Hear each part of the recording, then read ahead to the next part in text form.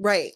So I may have been touched on this in the book where the night of the crime, I was going around the house taking pictures off the wall of me because I thought, well, maybe the police won't know I live here. Yeah, you said that in the book. All logic just goes out the window. So in that moment, it was complete survival mode. Nothing made sense. So get out of the wheelchair. Yeah, that didn't cross my mind. It's like stay in the wheelchair, stay in the wheelchair. I'm Right. programmed. You know what's interesting though about the taking the photos off the wall though and removing them? That to me is a little bit more logical because you had fallen through the cracks so many times all the way up until that point. Mhm. So if you weren't in the home anywhere, I mean, maybe I wouldn't necessarily think you didn't live there, but it Mhm. wouldn't have made a difference. You know what I mean? So I Yeah. don't necessarily think that was like illogical. Okay. But so you meet Nick online later in 2012 Mhm. after the second escape Correct. attempt, the Mhm. second escape Mhm. attempt. And you connected on a Christian dating site. Yes. Where was your mom during this time? So my mom was around the house. We still lived together. She and I had a joint laptop that we would share together. Um, and electronics was difficult for her to let me be on. Right. Because of what happened in the past. Right. So, electronics was just something that was definitely a hot button issue. Right. So I mean, there was a little bit of manipulation on my part, and I am not, too good to own up to that, Hmm. where I did manipulate the situation where my mom didn't know that I was on Facebook or But how? How didn't did you know. hide it? I by switching tabs. And she Like didn't know any different. she didn't know any different. I mean, So, to be fair, in a situation like that, whether you're in an abusive relationship with your parent or not, mhm, everyone was doing that, mhm, right? Like I was doing that. mhm. If I had access to a computer, I was going to do whatever I could to get on it and go on AIM and whatever else I could do. You know what I Right, mean? just So hide the tab button or that I whatever, think yeah. comes with some adolescence. You know what I Mhm, mean? yeah, some immaturity Um, there, of course. but so how did you know about like a dating site? I seen a commercial for it Okay. on TV. Yeah. Yeah. It was like Christian Mingle or something like Yeah. that, and, I'm like my logic was, "Oh, a Christian guy would be, like, a good guy." And little did you know you were gonna get the complete opposite. Yeah. Wow. The things that I learned in this book about Nick was tr insane. Um, what I remember from, like, the media headlines, documentaries, and things like that was that, you know, you allegedly manipulated someone who possibly was, disabled in some ways. And that was not confirmed or, anything in the book, but I think that is some of what the public thinks. But Right. based on what I read in this book was that he was already having all types of very, very violent fantasies prior to even meeting you. Correct, he had those with other Who ex-girlfriends reached out to you? who reached out to me to warn me that he was like that. And I'm like, "Oh, it's just, it's a scorned ex-girlfriend," and I just kinda, like, brushed it off, like, "Oh, Right. whatever, like, they're just talking smack." And you just ignored it. I just ignored it. Did it ever scare you? Did you ever think he was going to do something to you? I mean, of course, later on in the relationship, but I still was in the mindset like, "Well, this person loves me, this person is giving me attention, like, this person loves me for me. You can look past the violence at I that could look point. past it." Um, or So change him. right, I mean, that's a big Or one. I change think him. sometime up until my late 20s, I thought I could change a man, Mhm. you know what I mean? I So think yeah, exactly. I think I romanticized the idea of, being my man's savior just as Mhm. much as he was mine. Right. So it was like the Beauty and the Beast syndrome. Did he ever know that maybe you thought that he should get help? Yeah, I mean, I mentioned it. I mean, therapy wasn't really something I was talking about or in at that time. Right. But I often expressed that I wish that we could have a normal relationship is what I would Absolutely. call it. Yeah, Yeah. but that never happened. No. And then, I just was, like, reading some of the things that he and I won't I'm not I don't wanna say too much because I want people to read them in the book, but Mhm, some of the things that some of the ideas that he brought to you mhm. about how to unalive your mom were twisted. And all of that is factual evidence, and it's in Facebook messages. There is actual proof that these things were said. Whether or not those case files are released to the public, I'm not sure, but there is a paper trail. So did that come up in court, like in trial? It did. It was discussed. So So people could find that if they wanted to, I'm the sure. prosecutor definitely did.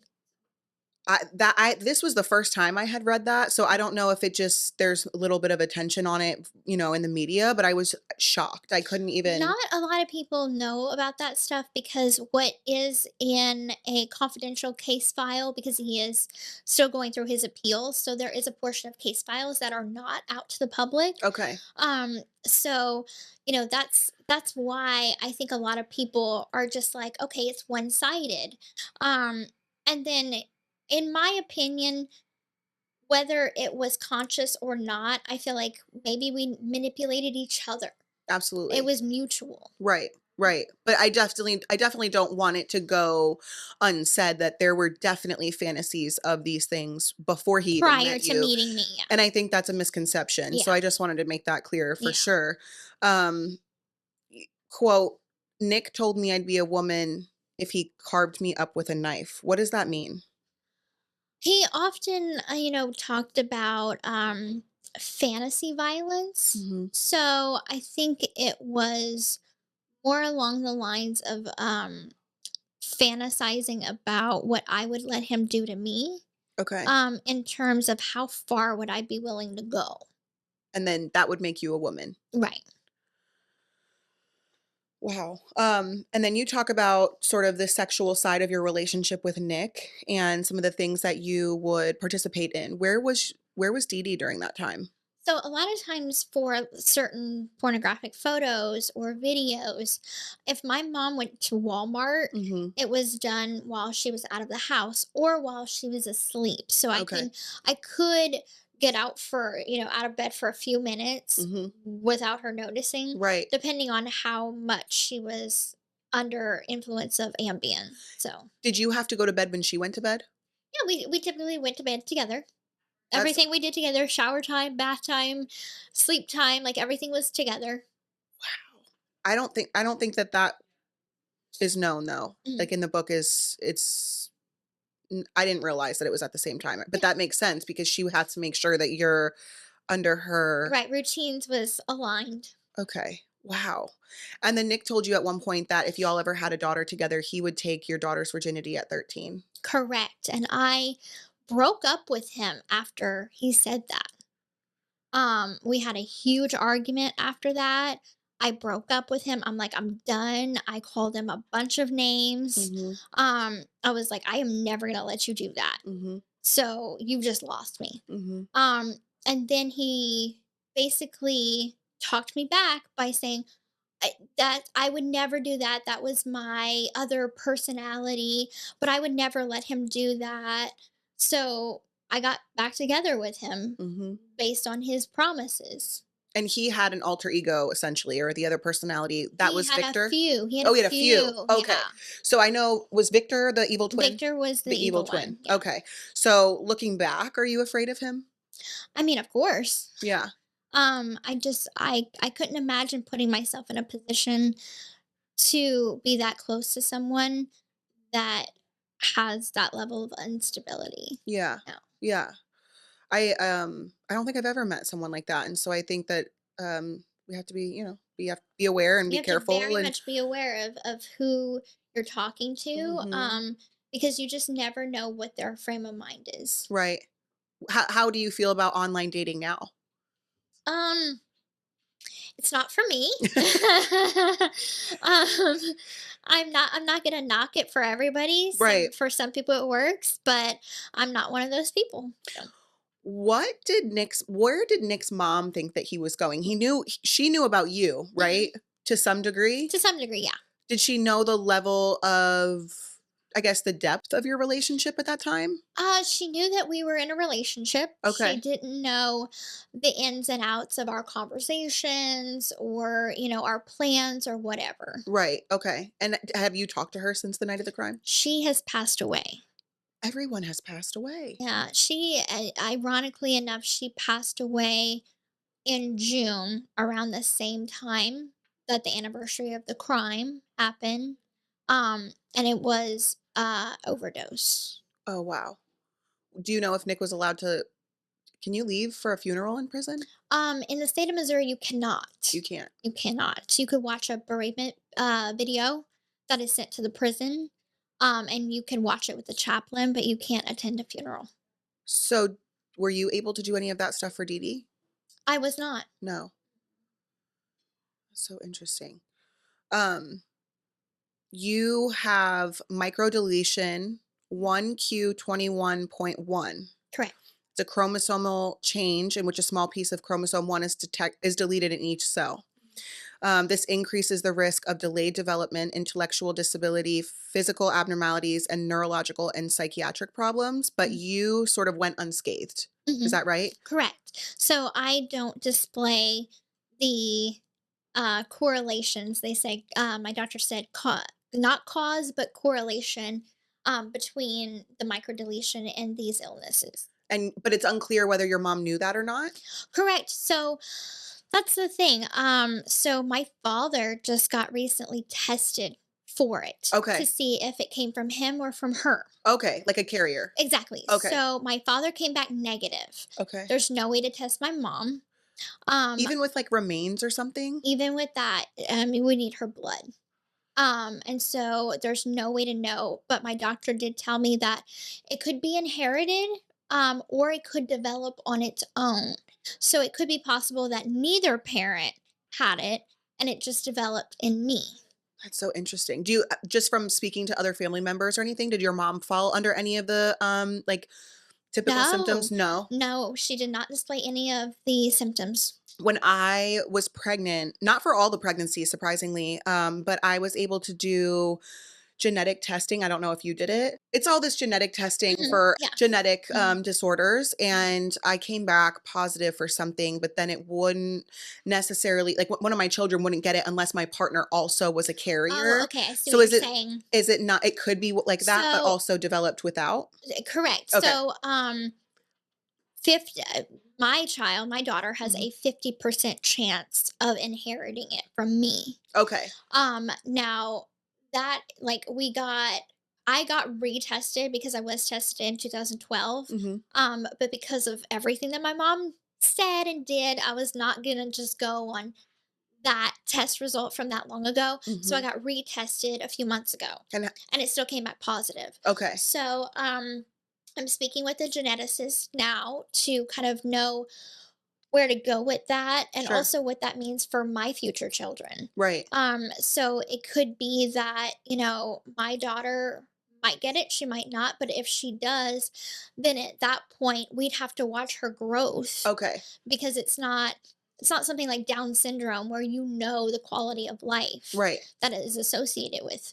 This is a gamble. You don't Right. you don't know what you're gonna get. Right. So she could be unscathed like you, where you're Correct. carrying it, you have it, but Mhm. not necessarily affected by it. Exactly. Same thing for your daughter. Correct. Okay, that's so interesting. I had never heard of it Mhm. until I read it in the book, and so it was really interesting. And I went down a rabbit hole of Google, I and I'm know. like, I don't know because I had no idea what it was. You briefly touched on the bottle possibly having an effect on your teeth, right? But your teeth were also pulled out, Correct. They were extracted, my front ones. but not necessarily because of the bottle, or it was because of the bottle. No, it wasn't because of the bottle.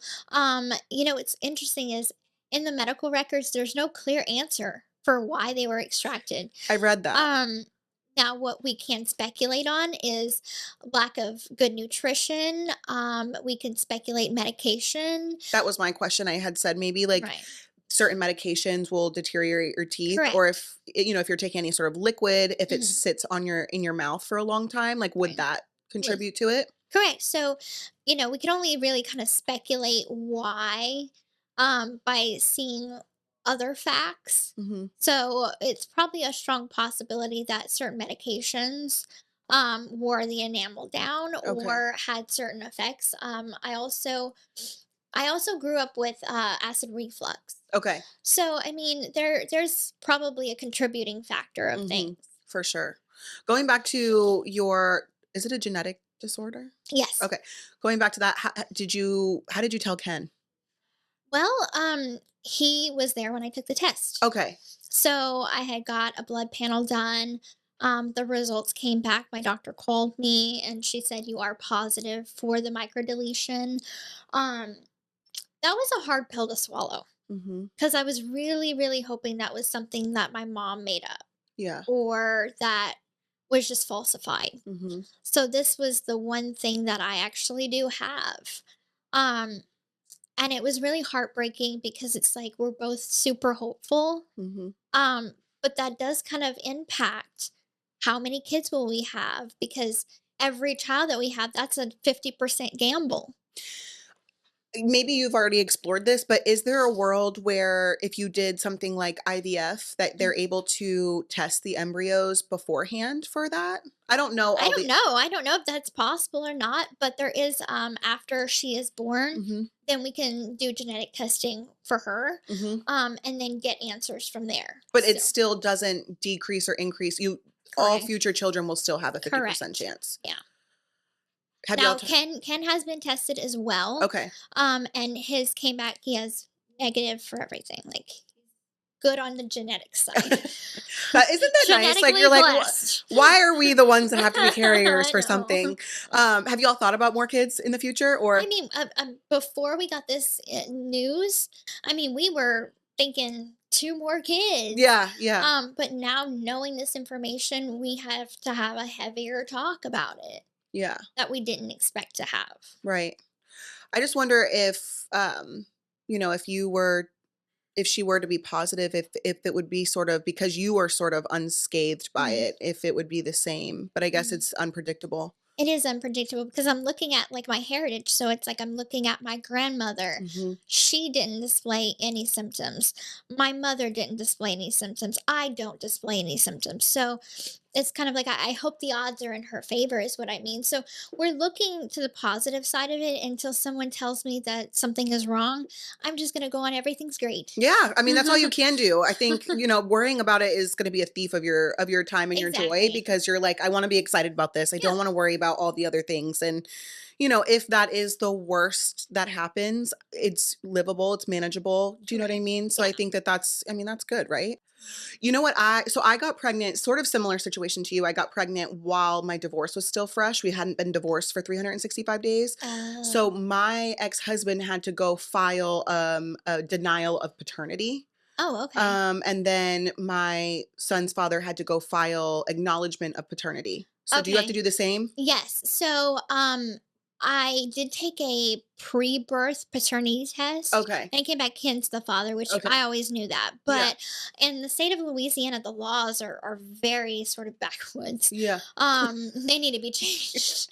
They're not female friendly. But if you conceive a child within the marriage, it does not matter if if the father is not the husband, but the husband is presumed to be the father. So essentially, like legally, he's the father. Legally, until paternity is established, which it already has, but it's according to the courts, it might need to be a court issued paternity test. Okay. So we might need to take another one once she's born.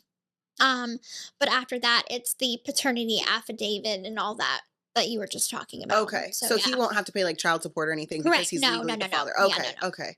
Do Ken and Ryan have a relationship? Absolutely not. Do you still have to talk to Ryan? We don't have to talk to each other. We haven't Okay. talked to each other in a while. He reaches out every once in a For while. what? Um, he's still very much healing. Okay. And so, it's to tell me he misses me, or I had my hair dyed back to brown. He's Mhm. like, "You look so beautiful." I since our divorce is tomorrow, I did offer like a sit down to give him closure because the last time he seen me was I was walking out the door. So Oh, I that was the last time he saw you? that's the last time he saw me. So So would Ken be a part of the sit down or no? absolutely not. So I never know, like, what I mean, No, how do you handle no, it? So they're not how does he feel about amicable. it? How does Ken feel about you having a conversation with Ryan? I mean, obviously because of the situation, he's not thrilled, Right. but he did say whatever would give me closure, he accepts. However, Ryan has rejected my offer, and so he doesn't want to have a sit down because it would be too emotional. And I get It's that. I totally get that. but it's interesting that he would text you and, try to have conversation, but Mhm. not be willing to sit Yeah. down. But okay, so going back to your book, please tell me what the writing process is like while you're in prison. Like, are you writing letters or how are Phone you calls, phone actually. calls? So, Okay. a lot of phone calls between Melissa and Michelle. Mhm. And a lot of the calls are recorded. So we were able to get transcripts from that Okay. and use those. So I would just tell tell my stories, Yeah. tell stuff about what happened and Mhm. everything. And we used that as a foundation. So we were able to kind of build off of that. Um, but building a framework was much more difficult because it's kind of like, okay, where do you want to start? There's such a Yeah. big timeline. Mhm. There's so much to talk about.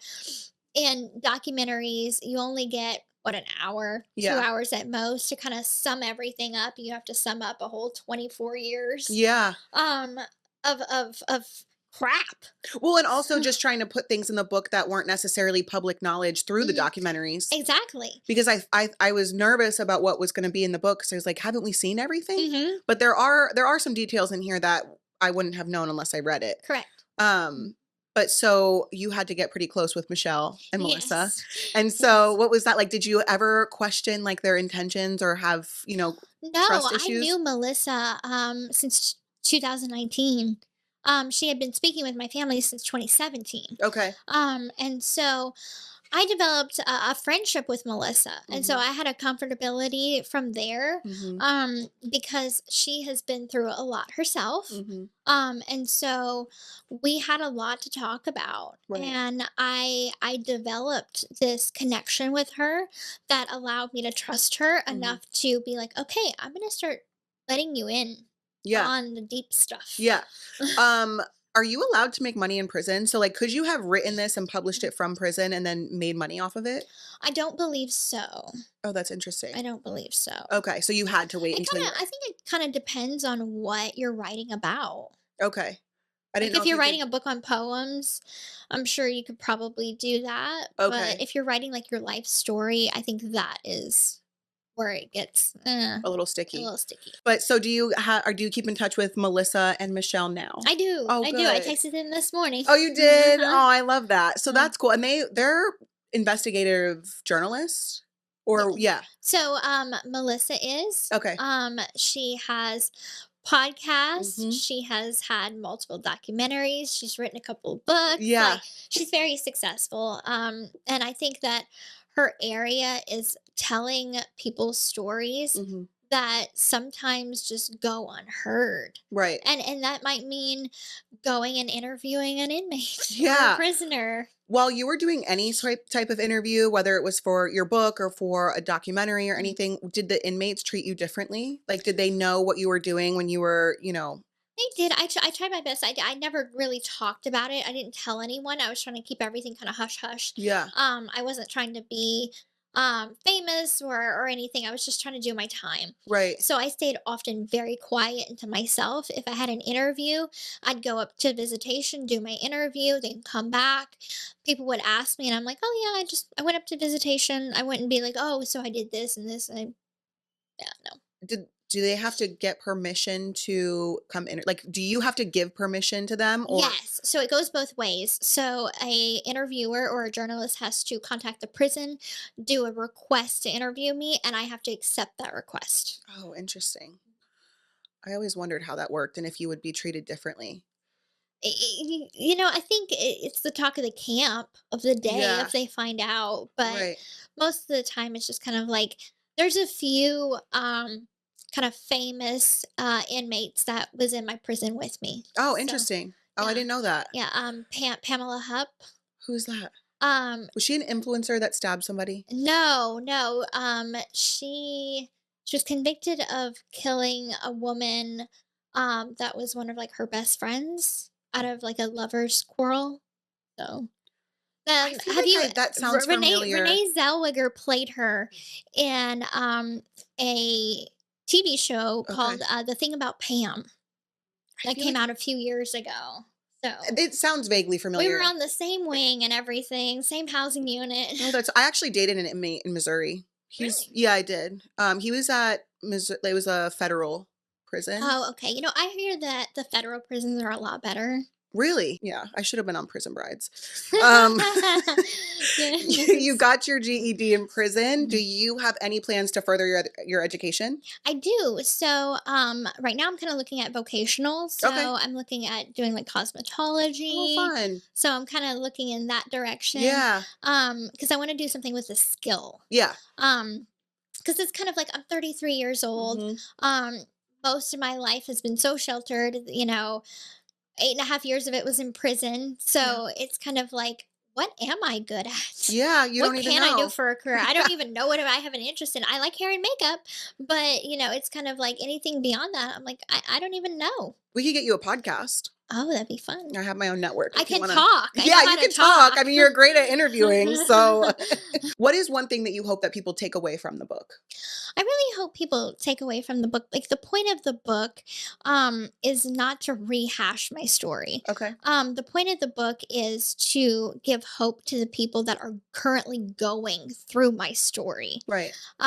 People that have no idea what Munchausen by proxy is because I didn't. Hmm. People that are in domestic violence relationships, they could relate to the mindset that I was in. Absolutely. I don't ever want people to read this and be like, oh, I am inspired to go commit a crime. That is not the point of this book. Right. So the point of this book is about survival. Hmm. And whether you have been through domestic violence, sexual abuse, child abuse, I feel like we are all part of a family in a sense. It's a Hmm. camaraderie. Um, we could understand each other's thinking. Hmm. And so this is simply a book of hope.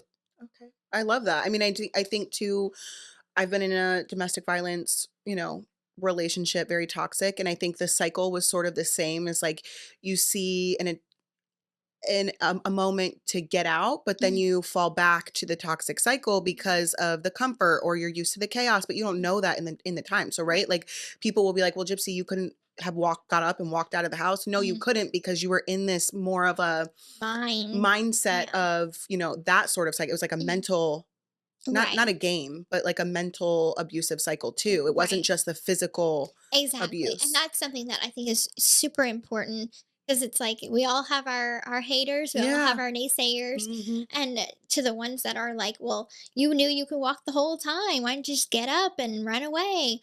But they don't understand the mental prison Right. that is abuse. Right. No, and I think that you're right. Other people, other forms of abuse and toxic relationships sort of can relate in that way. Hmm. I think that's a good point. I do have a couple general questions that are not necessarily related to the book. Did you read anything in prison? What books were you reading in prison? So I read a lot of like educational books. So it's like Okay. always trying to like advance my education. Right. So like dictionaries, psychology books, Okay. things like that. I'm also like a sucker for like little factual books. Yeah. So like stupid facts that nobody Yeah. Yeah. really Yeah. Yeah. uses, things like that. Okay. Okay. As you stand today, how do you feel about your mom? It's an endless journey of Hmm. forgiveness. Just when I think that I've gotten to a point where I have forgiven her entirely and I'm healed, I have a setback. Hmm. So I have learned that it's going to be a journey. Um, the way I feel is like I feel more humanity towards her. I feel like I don't want to bash her. I don't want to villainize her.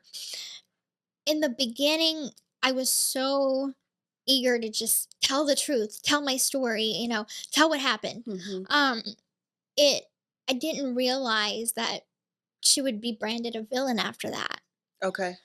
It's like I didn't brand her that myself. I never say I hated her or I wanted her dead or anything. I just wanted out of that lifestyle.